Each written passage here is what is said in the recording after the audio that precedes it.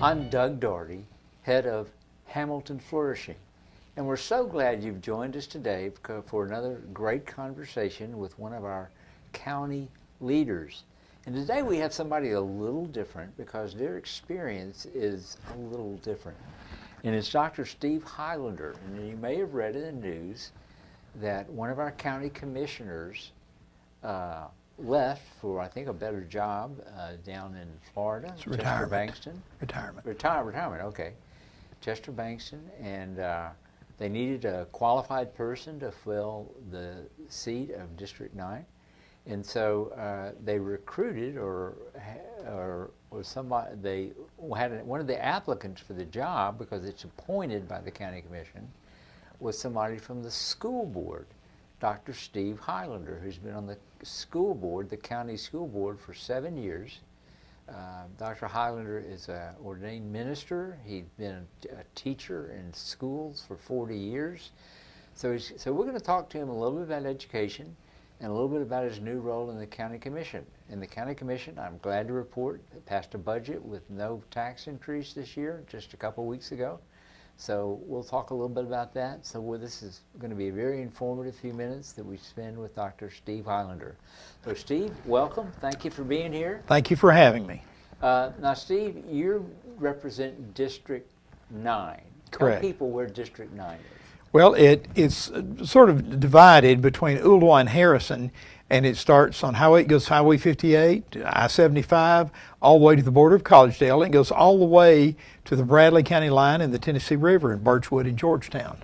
Yeah, I describe it as the northeast side of Hamilton County. That's a good way of describing it. Because if you start talking about precincts, people don't know what you're talking about. Right, correct.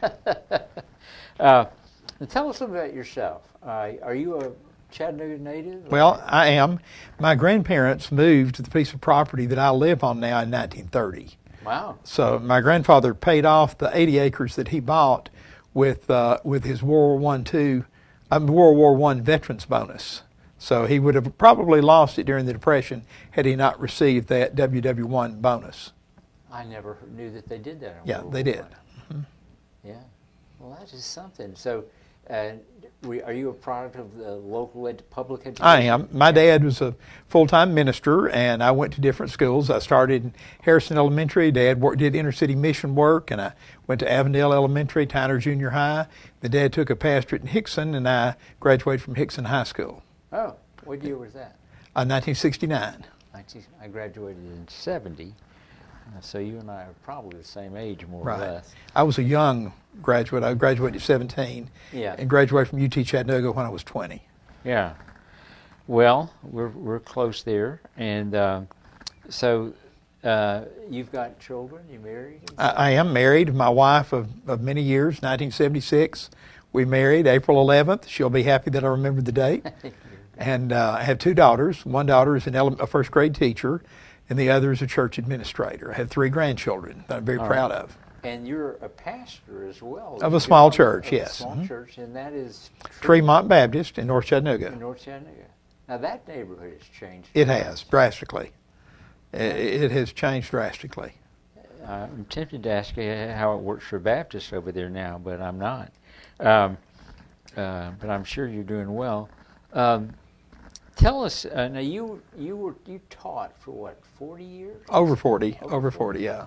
In what kind of schools? Well, I started at Ooltewah High School and went to Central High School in a rural Birchwood, K-8. Yeah. And then went to Red Bank High School to complete my retirement time in Tennessee. Then I went to Georgia full-time for 14 years, and then part-time in an alternative school in Catoosa County. So I've got 15 different certifications. I've taught everything from co-teacher with special ed to 3 different advanced placement courses for college credit. Is the last school you mentioned for the alternative school, is that where they send young people who have sort of fouled out of the other schools? Well, right, they've had different, and actually I still work there part-time. Uh-huh. Part-time. It's really a good program for kids that have fallen behind for whatever reason. Okay. Sometimes they have children, sometimes they are... So it's not a discipline thing. Oh, no, it's not. I mean, there may be a discipline element there, but that's not necessarily what it is. Okay. It's quite often, for one reason or another, family circumstances or whatever, they have fallen behind. It's an opportunity for them to get online, and I've tried to facilitate that. Now, you, sir, when were you first elected to the county school board? In 2014. 2014. Or that was mid-August of 2014. And that was also District 9? That's also District 9. The districts are the same for the school board and the commission, is that right? That is correct. Okay. So you served from 2000 and, what did you say again? 2014 until this year. 2000. Almost 7 years. Almost 7 years. So let's talk about that just a little bit. You've got a wealth of experience. So you've got 40 years of classroom experience, still doing that. Been on the school board for 7 years. You're off that now. What did you learn, or what have you learned about public education, just in general? If you had to take just one or two big takeaways, what have you learned about public education? Well, since I started teaching in 1972, Yeah. there have been major changes in public education. There was a lot more local control, I feel like, when I started than there is now. There's a lot more state and federal, there are a lot more state and federal mandates than there were, and there are a lot more demands on public schools than there were. A lot less freedom for ethical decisions, I think, than there were at one time. That a lot Can of you people. give me an example of what you're talking about? Obviously, when I was a child and a young teacher, there was Bible reading and prayer in the schools, and there's not now by federal mandate. Right. That's the best example I can think of immediately off the board. I can remember the principal getting on the old intercom system and having a devotional with all the children in the school, and Really, in public school? in public school, and having a prayer to start the day with. And of course, that's not allowed now. Yeah. By federal law. So there have been a lot of major changes. Discipline changes have been made. When I started teaching, the principal said, Mr. Highlander, do you have a paddle? I said, well, no. And he said, first thing I want you to do is go down to the wood shop and have the wood shop teacher make you a good paddle. And so now you'd get sued. Now you would be sued if you did anything like that. So it's major. Some are comical and some are pretty serious. Yeah. Well, I think both of those are serious. I think so. Most are. And so there's been a lot of changes. Do you feel like, all in all, this is a hard question, that the public education system now, and you can speak about it in general because you're probably aware of what's going on nationally, is it working for our children, for the majority of the children? There have always been people that have missed out in the public schools, and I think there still are. Locally, our people are really trying to meet the needs of every child. Sometimes they succeed, and sometimes they don't. Special needs, for instance, the special education or special needs department has been changing drastically, and we're trying to meet the needs of every child.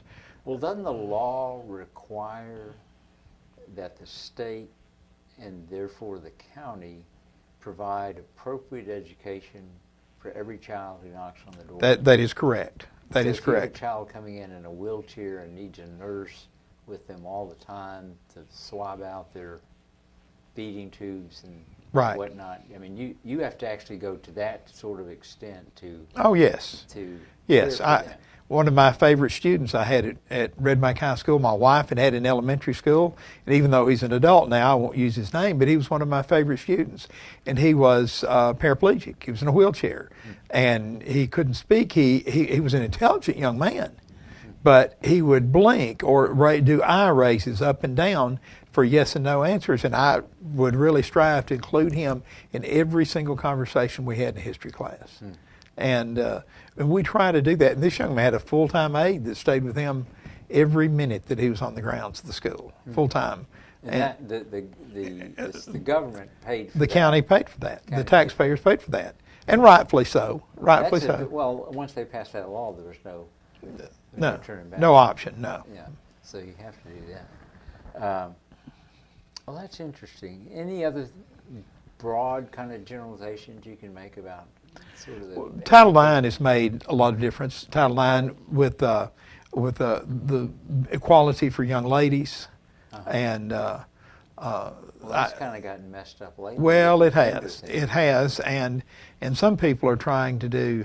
Now, this may be controversial, but my personal feeling is that the biological condition of a person's body dictates which gender they compete with athletically.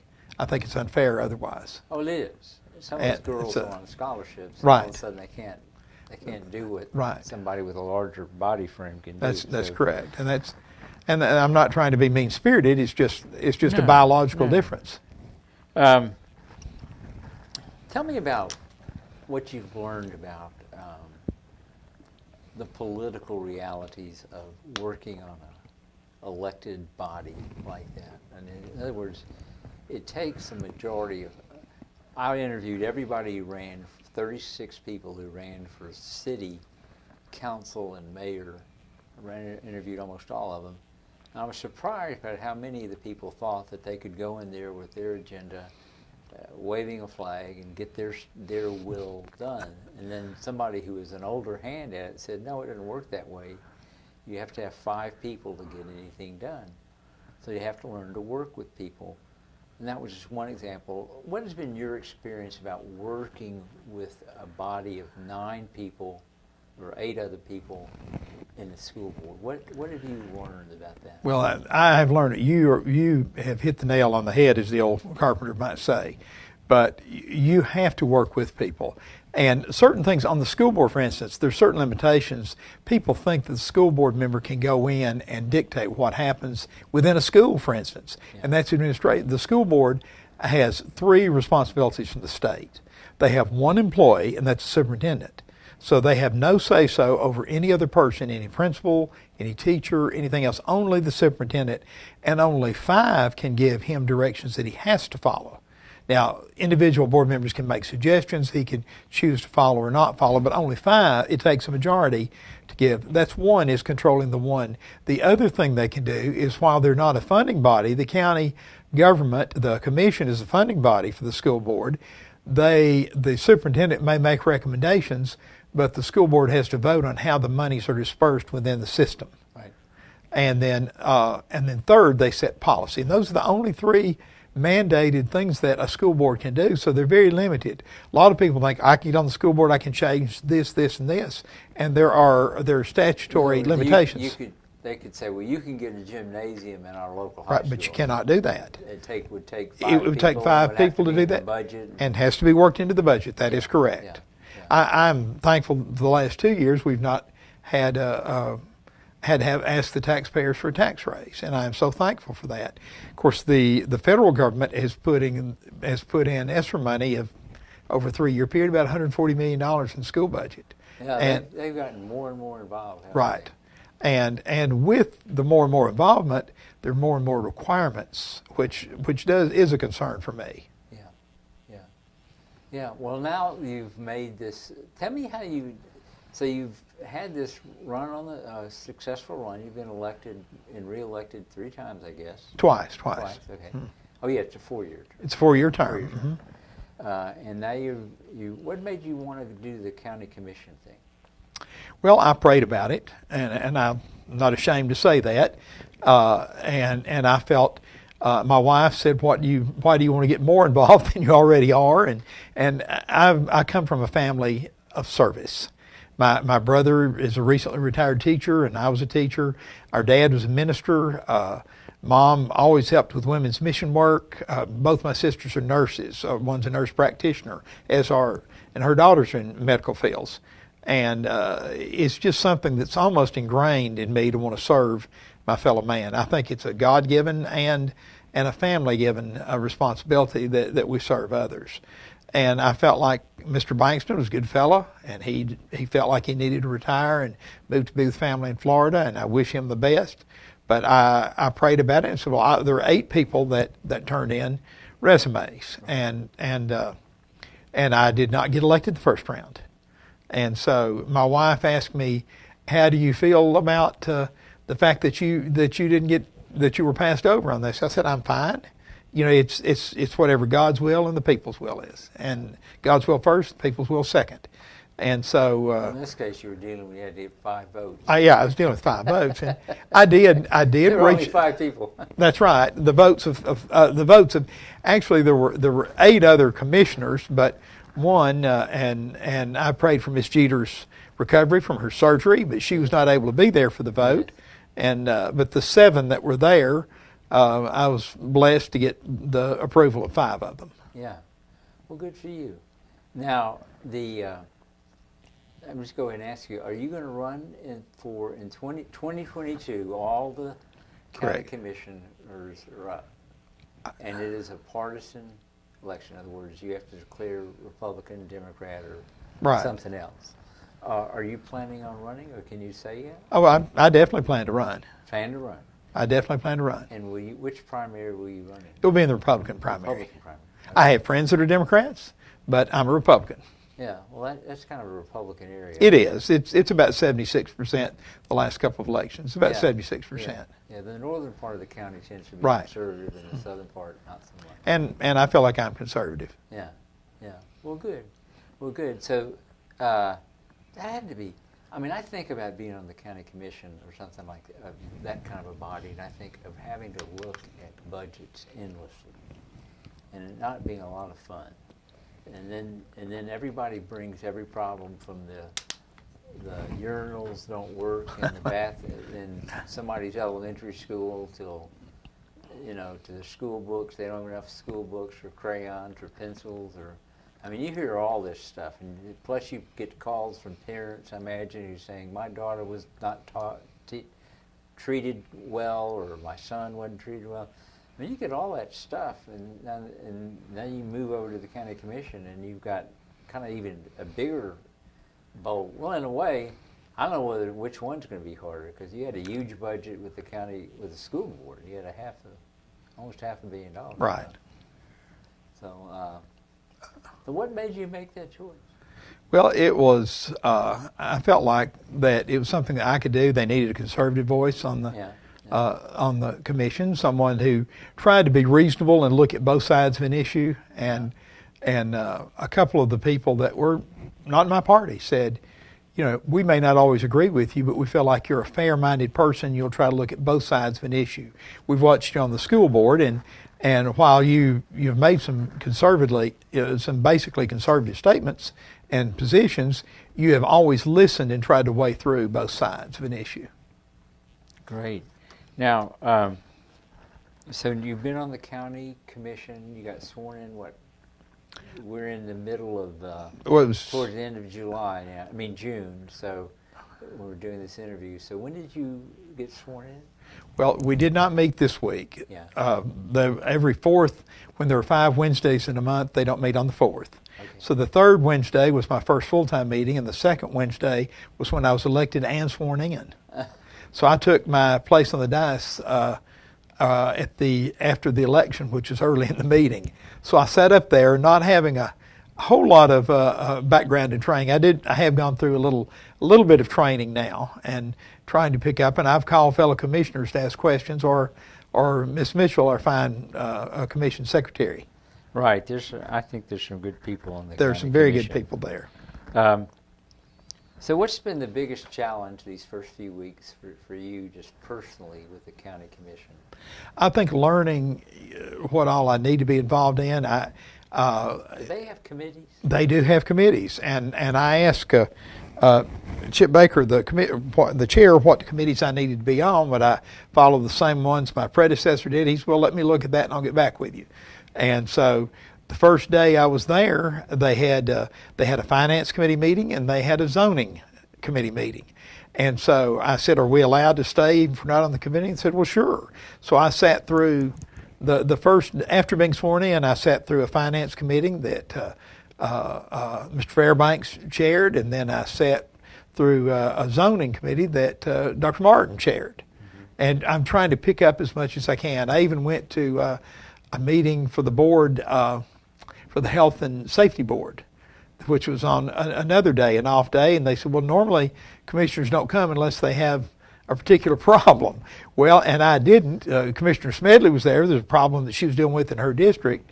But I went in and I said, I want to learn everything I need to know as quickly as I can. I'm a quick study, and I wanted to learn everything I could. What do you think, and we're talking to Steve Highlander, who is the new county commissioner from District 9. He's the former school board member from District 9, which is in the northeast part of Hamilton County. And Steve has said that he is going to run in the 2022 general election. It's a partisan election, so he'll be running as a Republican, and I think it's in a May. Is it a May? It's primary? A May primary normally, primary, yes, sir. Which is not that far away. No, it's not. What's the biggest challenge? I mean, you haven't had a lot of time to get your feet on the ground, but what is the biggest thing you see coming up for the county commission? I think infrastructure needs are pretty important. Our end of the county, both District 7 and District 9, are by far the two fastest growing areas. Oh, gosh. And I mean, by far. And you can look at the percentages, but just driving through will tell you. And we have a lot of two-lane. In your... Yes, oh, yes. Yeah. Ooltewah, Harrison, Birchwood, all the way to the county line, all the way to the Tennessee River, at Highway 60 that goes across to Ray County. And I taught at Birchwood School, so I'm familiar with that end of the county as well. And my grandfather carried the News Free Press from 1945 to 1960, and he carried it about 125 miles a day from Hillcrest School to Decatur.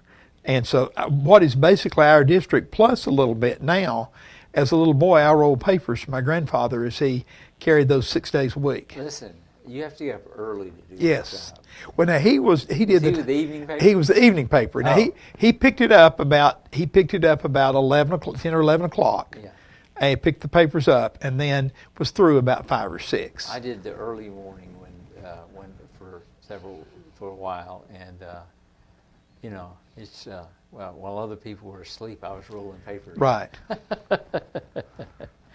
What we'll do to keep things afloat. Well, that's great. Well, you have a wealth of experience in education.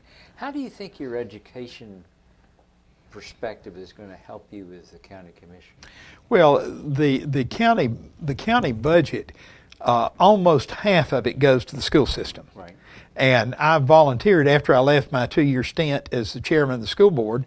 Then I volunteered to be and I was the finance chair.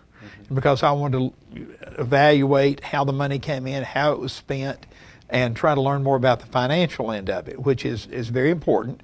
I have a strong background in my master's is in educational administration supervision, and Dean Hyder at UTC, some of the people may know, was both an attorney and a PhD in education law and finance. And so he was my advisor, and I picked up a lot about the law and the finance from him. And I've tried to build on that through the years, did my master's thesis in that. And so, I'm a good reader, and so I read the laws. Well, I must say, to have done what you've done with your life, you must read a lot of different things. You must be a learner. Well, I feel like I'm a lifelong learner, and I think we all need to be. I think people talk about retirement, and I think we need to maybe slow down and change, but not necessarily. I don't think God ever wants any of us to totally quit. We're in His service as long as He leaves us here. Right. You can always pray, and you That's can right. always encourage people. My grandmother died at almost 101, was in a nursing home, and she was not ambulatory, and she couldn't speak, could barely speak, and hadn't spoken in months. And one of the nurses came in and said, "Would you pray for my husband? He's going out to work on an Indian orphanage in New Mexico and driving all night."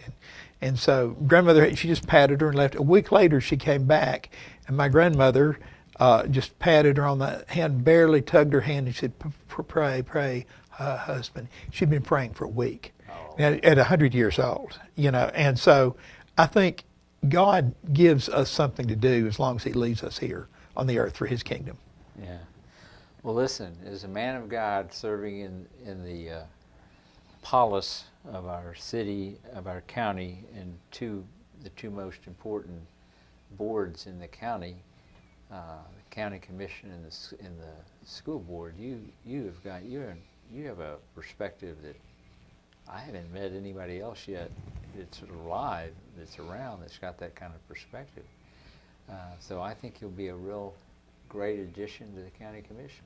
Well, thank you. I hope so. I'm humbled by the opportunity. Well, congratulations. Well, thank you. Congratulations. And prayers for wisdom are appreciated. We can do that. We've been talking to Dr. Steve Highlander. He is the new county commissioner from District 9 for the county commission, and he has also been served for 7 years is on the school board. And that's on top of 40 years of being a teacher in different schools, public schools, and also he's an ordained minister over at Tremont Baptist Church. I don't imagine you would object if you had some visitors. Certainly not. All are welcome. And Tremont, is Tremont still right where it was? Uh-huh. Okay. 1 block off Fraser. Yeah. I imagine they've offered you some money for that property. Well, they have. We've actually sold a couple of lots that we have. It makes the church a little more solvent. Oh, good. But we've been talking to Dr. Highlander, and you should see on your screen at some point his contact information. I think we put his phone number up there, so if you want to get in contact with Dr. Highlander, if you've got a question either about the county commission, if you're in District 9 especially, or maybe a question about education, he's got a real interesting perspective on, because he's been in both of them, and that's a big part of our budget, which means it's a big part of our tax load that we pay, and mostly in property taxes. Most of that money goes into the schools, so it's a big deal. And us people who are citizens, especially employers, want to have good people they can hire that coming out graduating from these schools. So it's important. So we want him to do well. We want the school to do well. We want our area to do well. So, Dr. Highlander, thank you very much for Thank you for having me. And we appreciate you. And we appreciate you for watching today on Hamilton Flourishing.